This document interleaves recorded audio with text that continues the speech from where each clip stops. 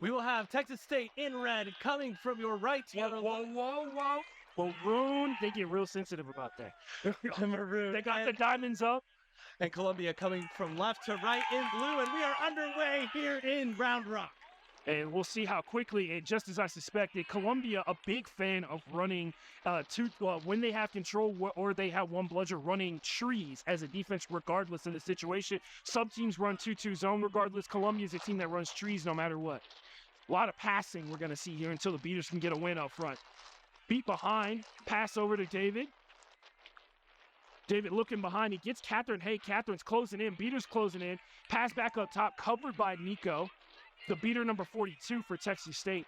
And this is one of those games that really test your conditioning because you're going to do a lot of tagging in because the beaters are they're trying to draw the beaters out from inside the keeper zone to get more space to be able to drive an attack like we're seeing David do right now. He rips a shot, and this is actually, look, they call that no good. One of the best things you can do, especially against Columbia, because they love to run in transition. You make that ball, if you make it, that's perfect. If you miss it, it needs to go to the parking lot. You know what I mean? Absolutely. And especially against the trees defense, you want those shots to be coming from in close and flying away.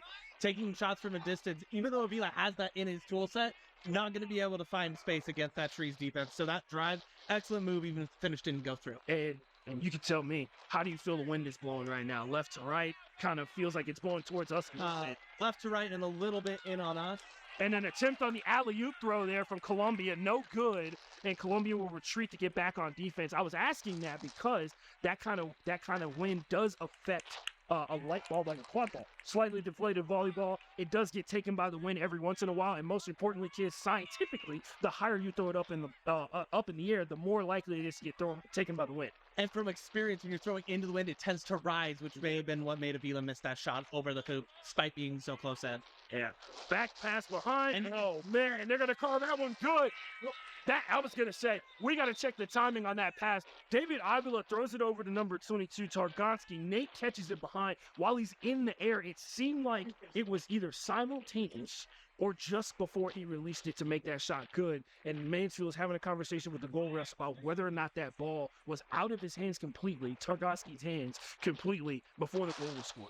And we were just talking about the wind, and we saw they play an impact on that play. Luckily, Nate's really tall, right? Absolutely, but it also slowed the pass down. Yeah. Without the wind, it would have been completely uncontested that was a good goal.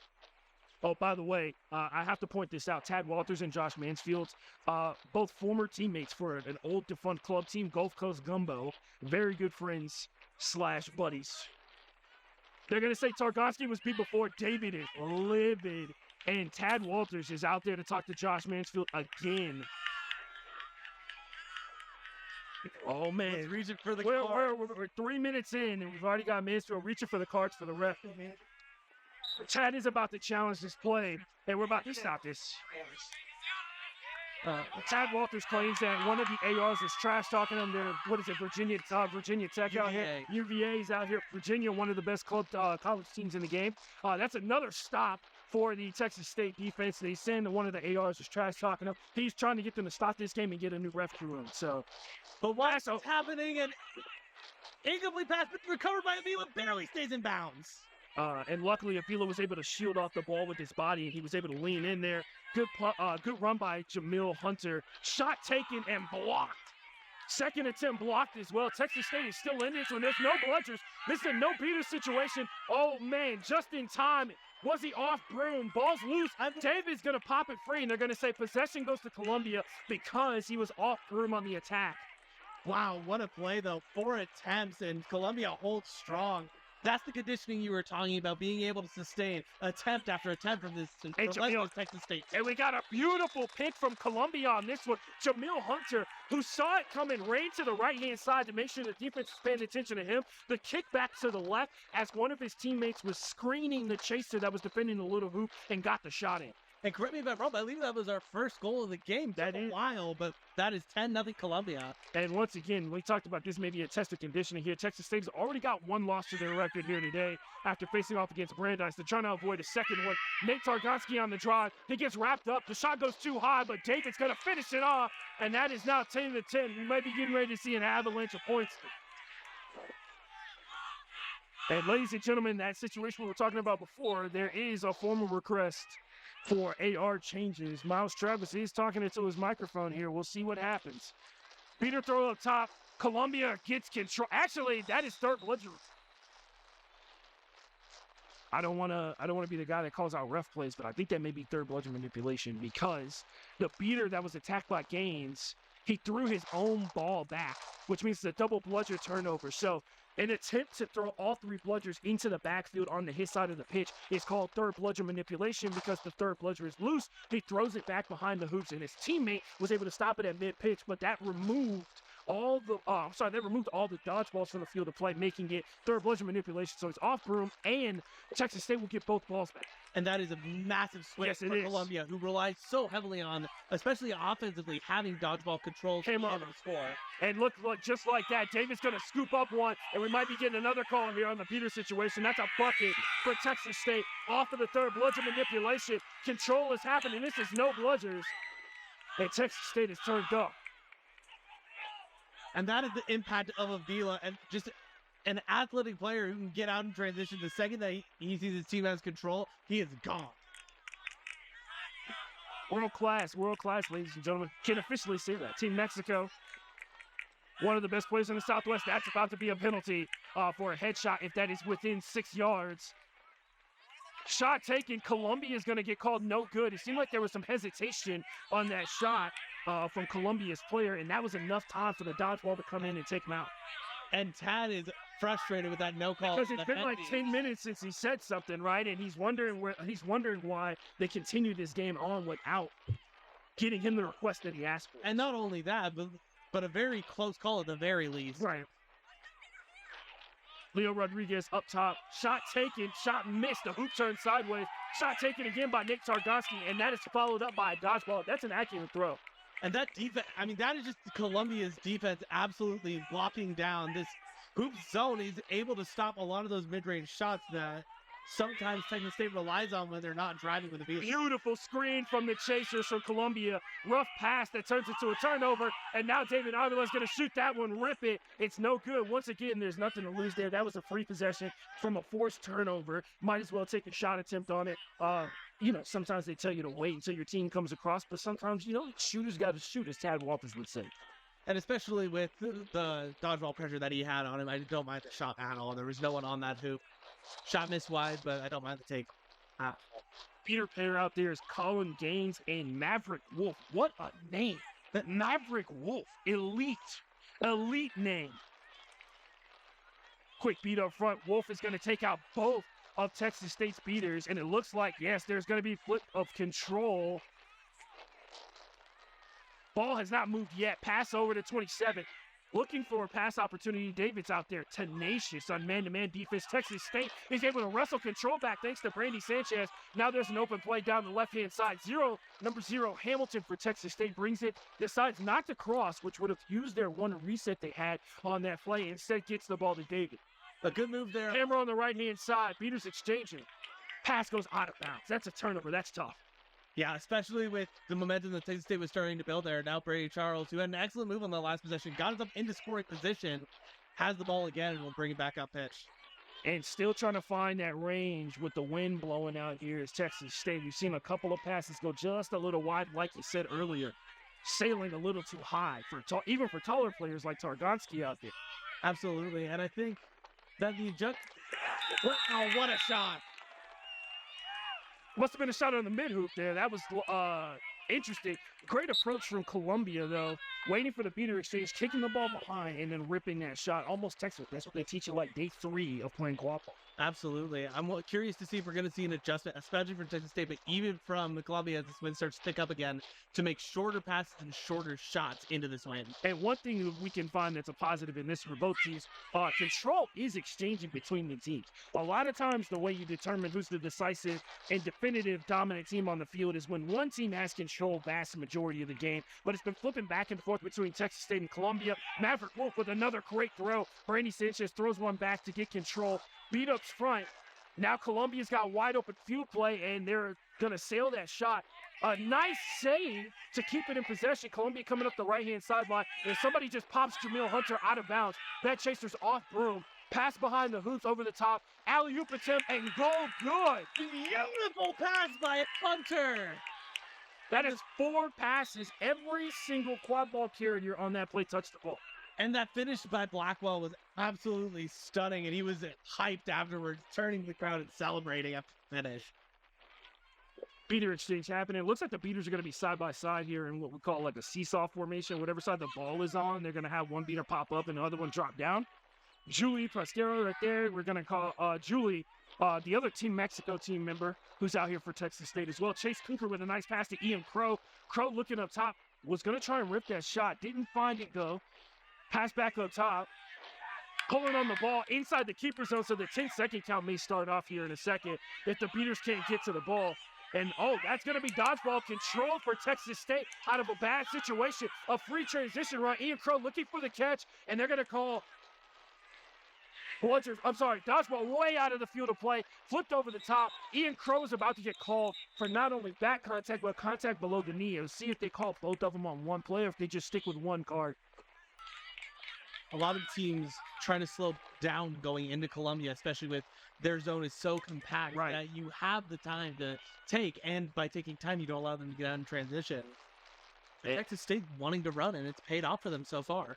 Ian Crow understanding one of the general concepts about a zone.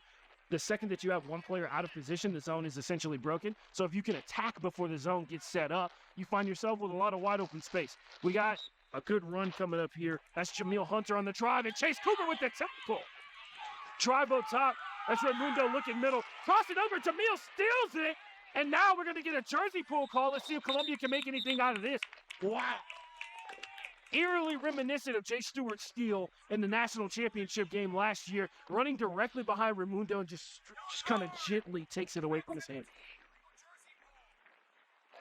And you've mentioned that this game has gotten faster and faster over time, but the goal scoring hasn't kept up. It's only 3-2 Columbia. And that's the tough part. This is one of those moments where you come out of the game, you're huffing and puffing, and you look over at the score, and it's 20-10, which I think is actually the score.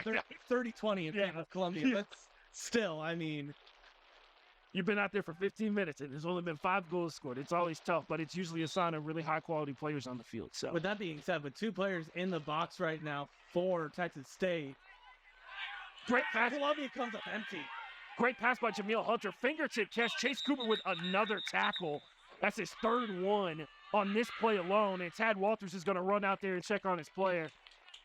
And by the way, really rare situation. In case you're keeping up at home, Texas State has 1 chaser out on the field. And it's not even a chaser. It's the one requirement to have a keeper out there on the field. All 3 chasers for Texas State are officially in the box. So the way this works at home, the next goal scored by Columbia will release the latest player to get put in there. So that's Ian Crow, since he was put in there first. Then it'll be Raimundo. Then it'll be Chase Cooper. And we might have a defensive stop again. And finally able to convert on this possession. Ian is back into the field of play. Texas State is now up to 2 chasers. And it looks like we might have another delay. Is there an advantage call over here? There is an advantage call from a lone AR, and I'm going to say this. Tad was saying something to him, and then they put their hand up. So, and no call on the play. The next person to be released for Texas State from the box will be Raimundo Nunez, who got put in for that jersey full against Neil Hunter after the steal. David Murray is going to rotate in, and there's only going to be 2 chasers for Texas State. And go ahead. I'm shocked to not see more pressure here from Columbia. You have a 2-player advantage. You have dodgeball control. Why are you content to sit back at this and just let them kill off these penalties? Yeah, because as soon as the time is running, so if 1 minute elapses, Texas State had a moment there where they only had 1 carrier up front, a beater screen up front. That's a shot missed. Raimundo is back into the field of play. Like you said, too much time elapsed, and now they're back up to 3 chasers. And Cooper's already less than 10 seconds away from coming back in. They're going to kill off all 3 penalties in a single possession. I was going to say, for 3 penalties, Columbia gets 1 goal on them. That's tough. Honestly, that is massive for Texas State and could be a huge turning point in this game. Great defense up front. That was a testament to the beaters because there was even some bubble shots after all 3 chasers were in the field of play. I got to worry about when you see 3 chasers in the box, the mental state of the defenders, because sometimes you get caught up in the game of was that person tackling me from behind kind of deal like that. There's a reset used by Columbia, pass back up front, and that ball is going to be loose. It's going to be picked up from behind in the back left-hand corner, and it's going to be turned over on that play, which is a great spot to turn it over back left corner to prevent Texas State from running in transition. As you can see, David's got to run an extra 15 yards to get back into it, and subs are coming in for Texas State. Good play, though, by Brandy Gomez in the back to make sure that that possession ended without any damage from Columbia. Texas State needs to find some offense, though, back at full strength. I was going to say, Texas State back at full strength for the first time in like 5 minutes. Raimundo has it with beater coverage. He's going to pick up the ball. A great catch from Nico on that in a bucket. And the pump fake to get the defender in the air in order to open up that hoop on the zone. Josh Mansfield, the head ref, is looking for something from his ARs, but the hands are up. The whistle's been blown. The goal is on the board. Don't know what that was about. And this is back to a one-goal game, and all of a sudden, Columbia has to be feeling the pressure after only scoring, like we said, 1 goal on 3 penalties. Right. Brady Charles bringing the ball up the pitch over here. Pump faking on the shot here. Looking for space. And interesting attacks from Columbia. Brady Charles with a goal. Drives in after the beaters get cleared out, and that's a bucket on the board. Interesting strategy from Nico Robles to be playing so far behind the play. And he just put control. Yeah. Does get control back on it. This is a no-bludger situation for Texas State. The only ball available is over here on the left-hand side, and they put a bucket on the board. Absolutely. Still a little perplexed by the defensive decision to go all the way behind the play. Was nowhere near the quad ball, but offensively was able to turn it into an easy bucket. One of the greatest pieces of advice you can give to a beater is to be weird. You don't want to be the person that's predictable out there on the field of play. Nico not paying attention to quad ball play again. Luckily, a pass from Brady Charles goes just a little bit wide, and Texas State will survive that one. That's control. They're going to force Gaines to throw it back. He'll throw it back to his partner. Texas State's on a run again. They're treating this like there's a no dodgeball situation, and they're probably going to move fast enough to make it that way. And there's the game. And I believe Avila has all but one of their goals for Texas State. And this is one of those moments where you're going up against a defense that runs trees. There's one approach where you pass a ton, and there's another approach where you don't pass at all. I was gonna say, everybody hears via word of mouth. It's basically like a game of telephone from like this team is playing under protest. This team is replaying the last 2 minutes. That actually happened the last time we had nationals here in Round Rock. A team had to replay like the last 2 minutes of a game or something, and then that happened in Salt Lake City when Harvard played against I want to say UTSA. They had to replay the last 3 minutes of a game, and it came down to them being in overtime, and Harvard won it. David's on a run again. That's another bucket on the board. And that is, I believe, 4 goals already for Avila, and he is absolutely on fire. Columbia just has no answer for him at this point. And this is, we talked about the conditioning being so important at this point of the game. When you play against a team that you know is playing they play solely a zone. The time in transition is so paramount because those are your opportunities to get goals on the board and pull away. While they have to be methodical and passive when they're coming down on offense, you can get a chance to have one person sprint down there and score. Absolutely. And when we're talking about the conditioning, what a hit. And that was one of the situations where you saw the chaser bobble the pass, but they did wrangle it in right as they were being contacted, making it a legal hit. And Texas State has now got 3 consecutive defensive stops. But when we refer to that, going back to the conditioning point you made, I'm curious how much the fact that Texas State is from down here in Texas is used to this heat impacted. Columbia being up in Chicago, it hasn't been above 70 in 6 months probably. And another bucket. Hamilton with the goal there. Brandy Sanchez with the hammer on that left-hand side. Leo Rodriguez is down. Brandy with the dart of a throw, and they're going to call Brandy clear. No, they're going to say she was beat on second choice. So that means all 3 dodgeballs are in the back half of the play. This is a no-bludger situation for Columbia. Jameel Hunter has the ball in his hands. He's going to mix it up a little bit. Fakes over, shot taken, missed, pass behind the hoops, looking up top, pass over the top, running the ball down, tracking it, picked up, and this may be an attack in transition if they can get it off. No, number 19 for Texas State takes the hit. A drive on Jamil Hunter. David Avila is trying to go for the tackle. Shot taken, missed again high for Columbia. That's 2 opportunities on 1 play, 0 points on the board. And this is yet another example of Texas State being more than comfortable to play defense without their dodgeballs. Yeah. And that has been, unironically, that has been the difference in this game, is Texas State's ability to play down a player, down a dodgeball. No matter what the situation, their defense is held strong. Right. And when all that time that the chasers are buying the beaters to be able to recover the dodgeballs has paid off big dividends. They help them on offense. They're helping them on defense. You know, it's a symbiotic relationship. Yeah, I said it. You know, I said it. I mean, absolutely. Because on paper, you look at the situation that Columbia has been in. Pass behind the hoops over here to Targovsky. He's got it.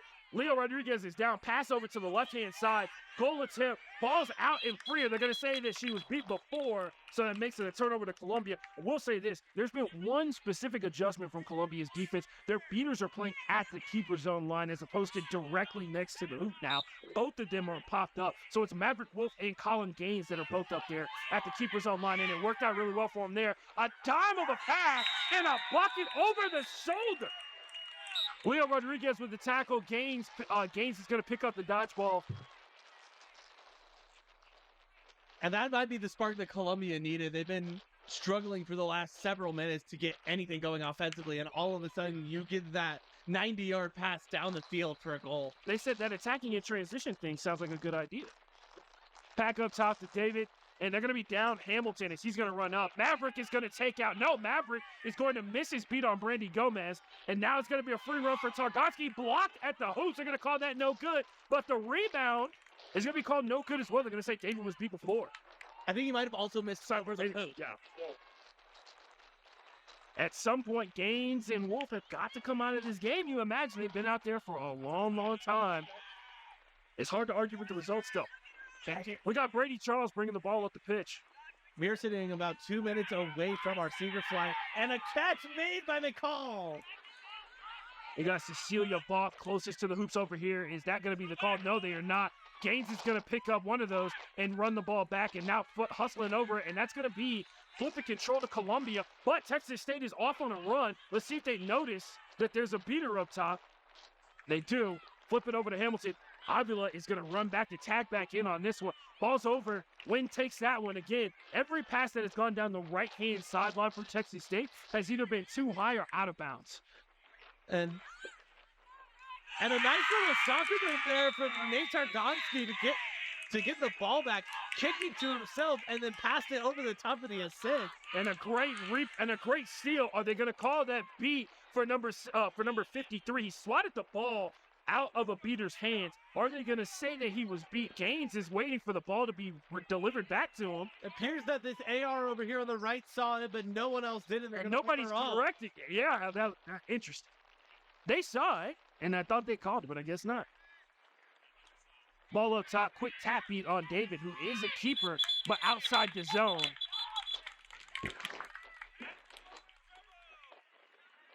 It's a turnover, and you notice no dodgeballs in front for Texas State.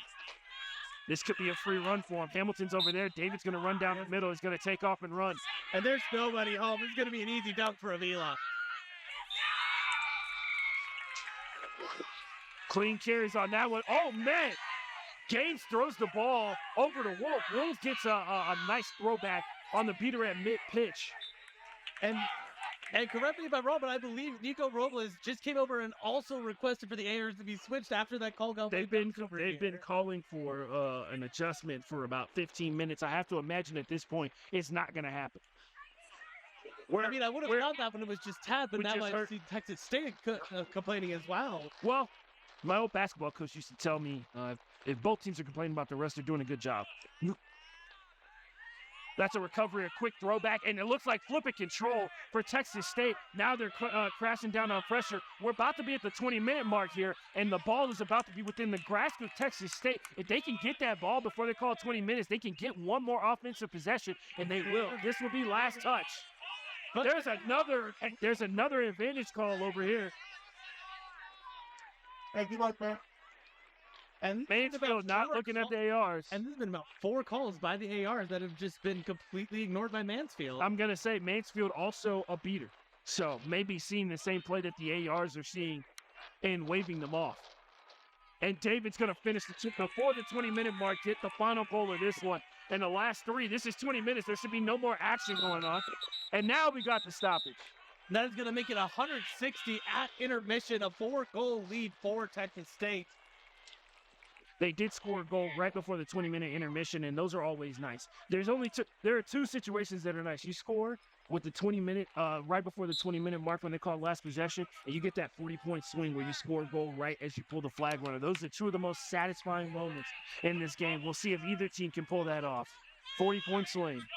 And Seekers are released, and the second half has begun. And as we suspected, Columbia focused on flag runner play. This flag runner is going to be pretty active running around here. Jamil Hunter up top. Pass over to the right-hand side. Ball's loose. Targonski rips it. Let's see if David takes off. Beaters are technically split between the top portion of the field. Now one of them is down. Pass over. That's a buck for Texas State. That's Targonski. Yeah. Targonski is, I believe, the only player other than Avila to score for the Diamonds. Isanov over here. We've got one goal from Hamilton on the small hoops early on, but yes, you're right.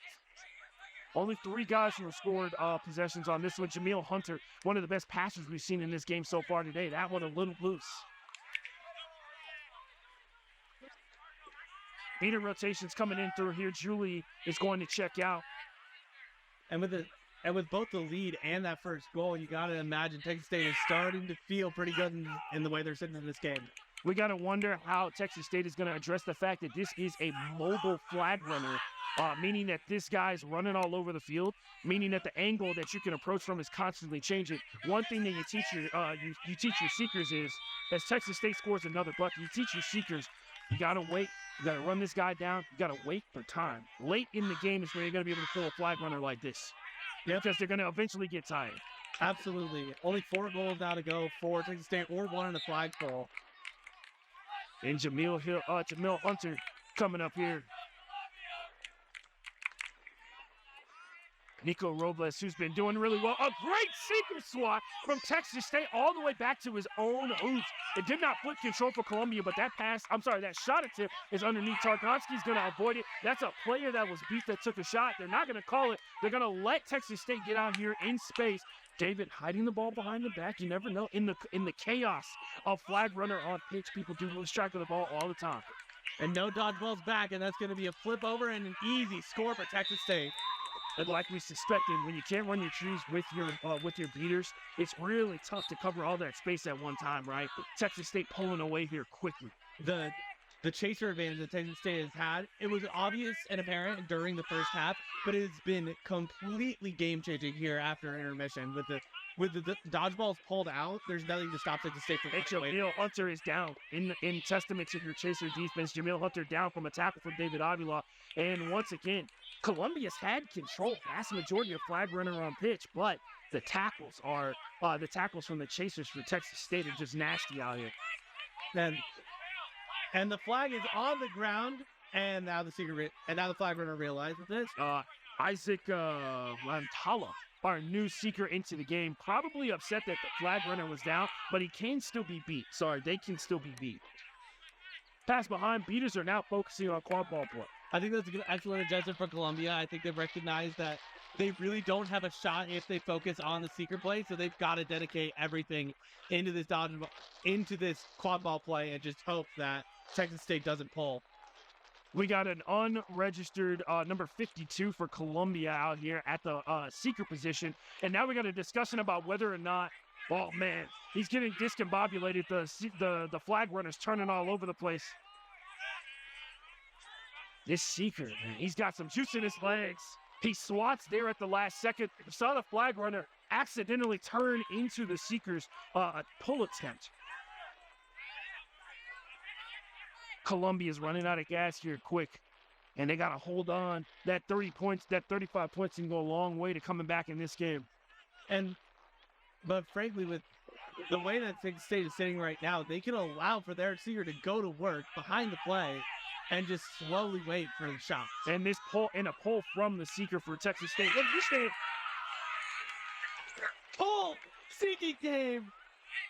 Shot slips out of his hand on the attempt through the leg. And there is the new rule where you have to have sole possession of the flag as you're going down. In years past, that would have counted if that seeker just picked it up off the ground. Number 52. Got a lot of jump in his legs. Texas State is 2 goals away from winning this one. An excellent play there by Brandy Gomez, the beater, who forced the turnover after making a catch. And that turnover is what allowed Avila to get out in transition and score. And the flag runners, you've noticed the movement has slowed down significantly, meaning those legs are pretty tired and they hold it between the legs, but it falls off again. That's about 4 times that it's Correct. fallen to the ground.